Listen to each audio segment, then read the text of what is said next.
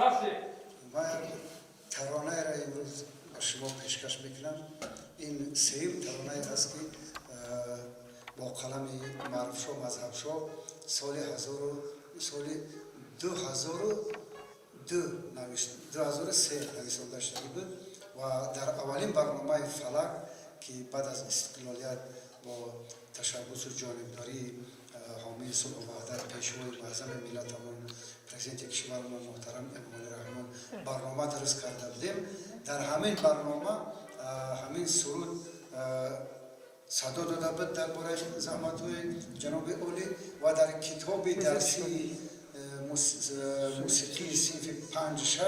همون صحنه عکس رسمش به حضور نمایان است.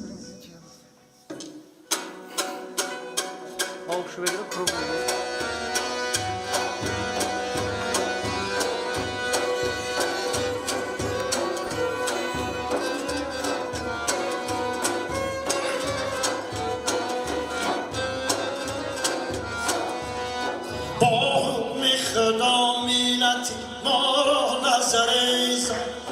بردادی غریبانی خدا داد رسیزا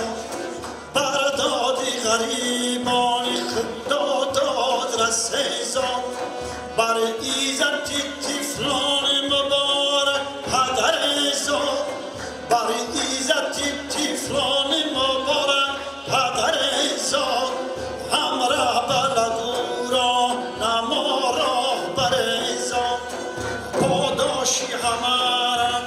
صبر و شجریزا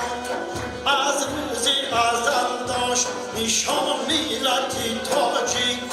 پاینده و آینده ایمان ملتی تاجیک پاینده و آینده ایمان ملتی تاجیک.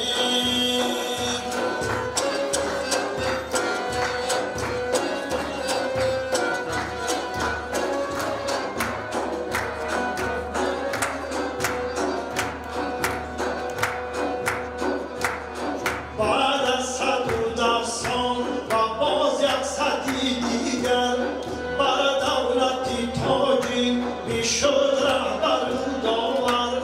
خوشه فلک تختی سرا پرده خواهد خوشه فلک تختی سرا